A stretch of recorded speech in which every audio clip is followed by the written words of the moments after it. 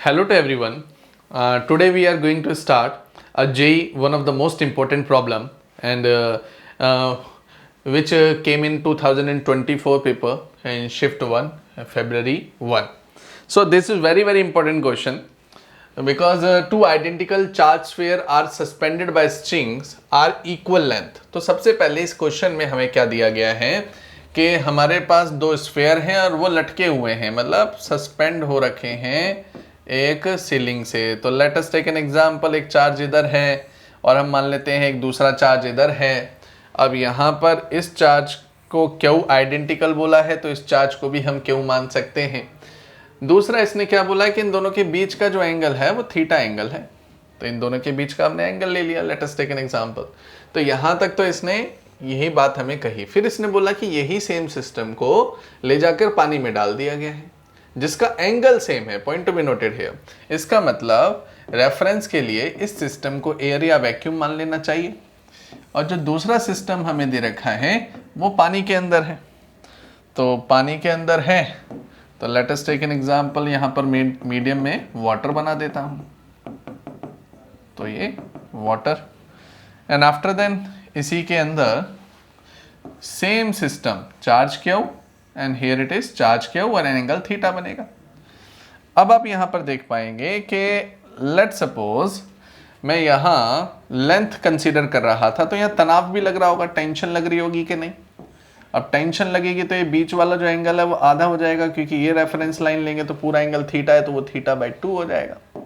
अगर ये θ/2 हो जाता है यहाँ से लेकर यहाँ तक का एंगल, तो अल्टरनेट इंटीरियर एंगल से ये θ/2 हो जाएगा।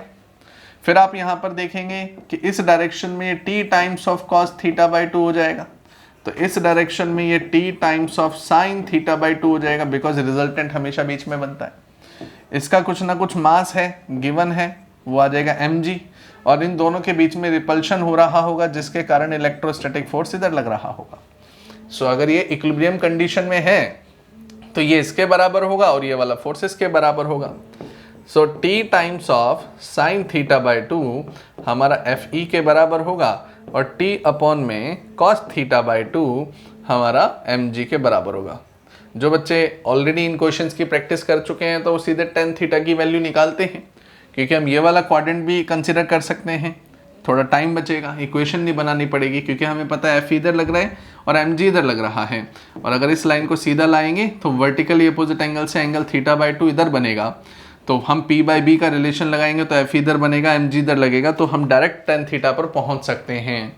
मैं दोबारा बताता हूं कि जिन बच्चों को इस एनालॉजी से बचना है तो वो सिर्फ और सिर्फ एक चार्ज पार्टिकल को कंसिडर करेंगे। Let us take an example, ये क्यू है और हम जानते हैं कि Fe इलेक्ट्रोस्टैटिक रिपल्सिव फोर्स इधर लग रहा है और mg फोर्स हमारा नीचे की तरफ लग रहा है। और यहाँ से अगर आप रेफरेंस लाइन लेते हैं तो इस रेफरेंस लाइन में ये वाला जो एंगल है ये हमारा θ/2 आया हुआ है, तो यहाँ पर वर्टिकल अपोजिट एंगल ये भी θ/2 आया हुआ है। तो इस ट्रायंगल को अगर आप कंसिडर कर लेते हैं तो यहाँ पर ये Fe है और यहाँ पर मान लेते हैं इसका जो पार्ट है ये mg है। तो आप देखेंगे tan θ/2 p/b करके आप ऑलरेडी पहले ही यहाँ तक पहुँच जाएंगे, ये सब करने की जरूरत नहीं पड़ेगी। तो यहाँ पर tan θ/2 p/b जो कि Fe अपॉन में mg आ जाएगा। बहरहाल जिन बच्चों को एकदम बेसिक्स से ही चीज़ें चाहिए कि कहाँ से क्या निकला, तो उनके लिए मैं यहाँ पर पूरी इक्वेशन के साथ एक्सप्लेनेशन देना चाहूँगा। So here it is, tension will cancel out and sin θ/2 cos θ/2 become tan θ/2. So here it is right now Fe upon में mg। अब यहाँ पर देखना ये तो एयर है और एयर में लगने वाले फोर्सेस को हम F0 से डिनोट कर सकते हैं, तो क्यों ना Fe को हम F0 लिख दें और इसे पहली इक्वेशन बनाकर बंद कर दें। तो आपके सामने एक एक्सप्रेशन आ गया tan θ/2 which is F0 upon में mg। अब आते हैं पानी वाले किस्से पर। ये पानी जो यहाँ पे इन्होंने डाला है, वाटर जो डाला है, अब इसमें क्या होगा, तो ये जो वाटर वाला जो पार्ट है हमारा, इसमें हम किस प्रकार चीज़ें ले सकते हैं, लेट्स सी। तो यहाँ पर क्या चीज़ ऐड होगी, ऐड होगा यहाँ पे सिर्फ और सिर्फ बाइंड फोर्स, क्योंकि पानी जो है वो एक बाइंड फोर्स भी देगा। तो जो पानी है वो बाइंड फोर्स देगा, ऊपर की डायरेक्शन में लगेगा, तो यहाँ पर एफ बी मैंने ऊपर लिख दिया। बाकी सेम एनालॉजी रहेगी थीटा बाई टू, क्योंकि एंगल उसने सेम बोला है, तो ये एंगल थीटा बाई टू है तो ये वाला एंगल भी थीटा बाई टू हो जाएगा। अगर ये एंगल भी थीटा बाई टू हो जाता है तो आप देखेंगे यहाँ पर सेम एनालॉजी वही टेन थीटा वाली लगेगी, लेकिन यहाँ बायएंड फोर्स आ चुका है तो सेम एक्सप्रेशन तो लगा नहीं सकते। तो यहाँ पर देखेंगे फोर्स लगेगा, मीडियम में लग रहा है तो इस तरफ जाएगा, रिपल्शन होगा, और नीचे की तरफ यहाँ पर वेट फोर्स लगेगा सेम, और इस तरफ देखें तो कंपोनेंट डिसॉल्व होंगे। लेकिन पानी के अंदर क्या तनाव सेम लगेगा? जो तनाव टेंशन पहले लग रही थी, मान लो एक रस्सी है, अगर आप एक रस्सी को खींचते हैं पकड़कर स्विमिंग पूल के अंदर जाकर और खींचते हैं एयर में जाकर, तो क्या दोनों में सेम तनाव लगता है? दोनों में फोर्स अलग लगता है। हालांकि फोर्स और मीडियम का कोरिलेशन क्या होता है कि जब भी मीडियम बढ़ेगा तो फोर्स घटता था, तो इसका मतलब यहाँ पे टेंशन अलग होगी, टेंशन सेम नहीं होगी। लेकिन बहरहाल उससे भी हमें कोई फर्क नहीं पड़ेगा क्योंकि टेंशन बाद में कैंसिल आउट हो जाती है। तो टी डैश इसको हम मान लेते हैं, इस पोर्शन को मान लेते हैं। तो आप देखेंगे यहाँ पर ऊपर की दिशा में टी डैश यहाँ बन रहा होगा कॉस थीटा बाई टू, और यहाँ पर बन रहा होगा T dash sine theta by to. एक तरफ T dash cos theta by to, एक तरफ T dash sine theta by to. तो ये पोर्शन हमारा निकल कर आ रहा है। तो यहाँ पर नीचे की तरफ लग रहा है वेट फोर्स mg और ऊपर की तरफ लगेगा बायएंड फोर्स fb। अब यहाँ पर इसकी इक्वेशन बनाते हैं कि T dash cos theta by to और जो मेरा है बायएंड फोर्स, ये दोनों एक टीम में हो गए, इक्विलिब्रियम होने के कारण mg इनके अगेंस्ट हो गया। तो T dash cos theta by two is equal to में यहाँ पर mg माइनस में बायएंड फोर्स हो गया। अब यहाँ पे साइन थीटा की बात करें तो साइन थीटा के अगेंस्ट में यहाँ पर फोर्स लगेगा हमारा fm। तो अब आप यहाँ देखेंगे T dash sine theta by to जो कि होगा हमारा फोर्स इन मीडियम। तो ये हो गई हमारी, मान लेते हैं फर्स्ट इक्वेशन, और ये हो गई हमारी सेकंड इक्वेशन। दोनों को डिवाइड करके टेन थीटा निकालो। टेन थीटा क्यों निकाल रहे हैं आपको पता होगा, क्योंकि यहाँ tan theta by to already है, तो इसको हम वहां पर कोरिलेट करना चाहेंगे, क्योंकि एंगल ही एक ऐसी चीज है जो दोनों का रिलेशन बना रही है, बाकी कोई चीज सेम नहीं है। यहाँ फोर्स सेम नहीं है, टेंशन सेम नहीं है, और जो हमारा एक तो वेट जो मास है स्फीयर का वो सेम रहेगा, खैर बाकी एंगल जो है वो यहाँ पर एक रिलेशन स्थापित कर रहा है, तो इस रिलेशन तक हम पहुंचना चाहते हैं। तो इसमें से इसको अगर डिवाइड करें तो टी तो कट जाएगा, sine theta upon cos theta by to को हम डिवाइड करें तो ये टेन थीटा बाई टू हमें मिलेगा। मतलब एफ एम ऊपर लिख देना और यहाँ पर एम जी माइनस में एफ बी आ जाएगा। तो यहाँ हो जाएगा मेरा टेन थीटा बाई टू, यहाँ आ जाएगा मेरे पास एफ एम अपॉन में एम जी माइनस में बाइंड फोर्स हो जाएगा। सो टेन थीटा बाई टू की जगह हम लिखेंगे यहाँ आ जाएगा एफ नॉट अपॉन में एम जी, और इज इक्वल टू में यहाँ आ जाएगा एफ एम अपॉन में एम जी माइनस में बाइंड फोर्स। अब यहाँ पर हम सभी को ज्ञात होना चाहिए कि जो बाइंड फोर्स का फॉर्मूला होता है फ्लूइड मैकेनिक्स में, चलो कैसे बनता है वही देख लेते हैं। ये पानी होता था, इसे फ्री सरफेस का सिंबल बोलते हैं, और यहाँ लेट सपोज कोई भी एक बॉडी है और ये पानी में हमने मर्ज कर दी है वाटर में। अब मुझे बताना, अगर ये पानी में जाके कहीं स्टेबल हो जाती है तो इसका जो वेट फोर्स है वो कहीं ना कहीं बाइंड फोर्स के साथ इक्वल रहा होगा, तभी तो ये बॉडी स्टेबल रही होगी। तो अगर ऐसा होता है तो m इंटू जी हमारा बाइंड फोर्स के बराबर होगा। अगर ऐसा होता है तो मास अपॉन में वॉल्यूम हमारा डेंसिटी के बराबर होगा।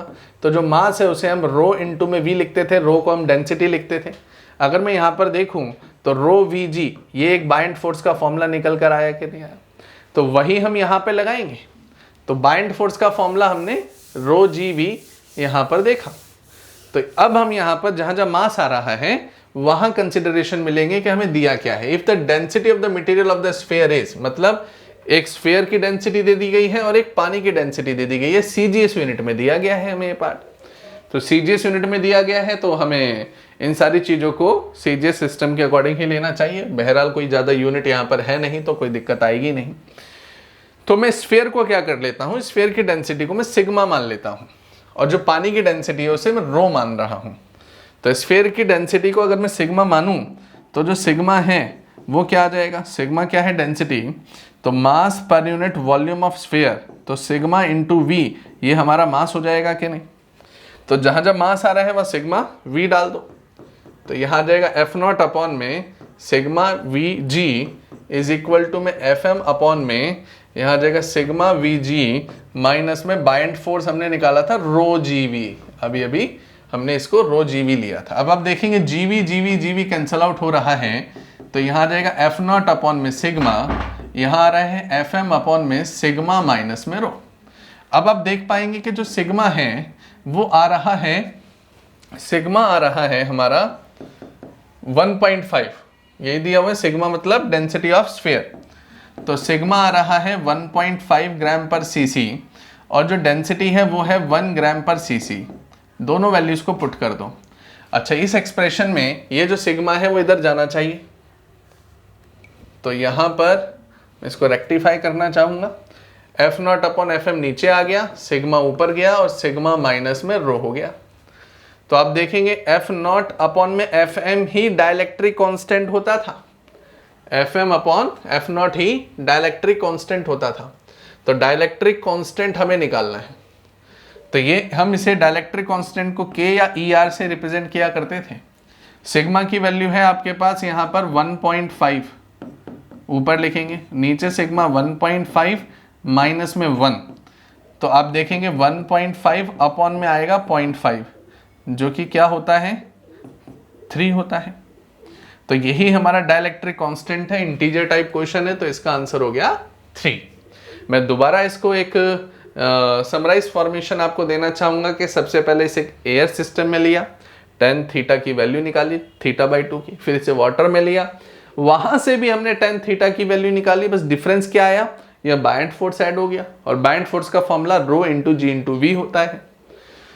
फिर इन दोनों के रिलेशन को मिलाया और तीसरा स्टेप यहां पर क्या होगा, तीसरा स्टेप ये होगा कि जो मास आ रहा है उसे डेंसिटी में तब्दील करना, जो कि सिग्मा इंटू वी आ गया, उसको यहां पर हमने पुट किया और आंसर हमारे सामने आया, that is 3। I hope you understand very well. Thank you.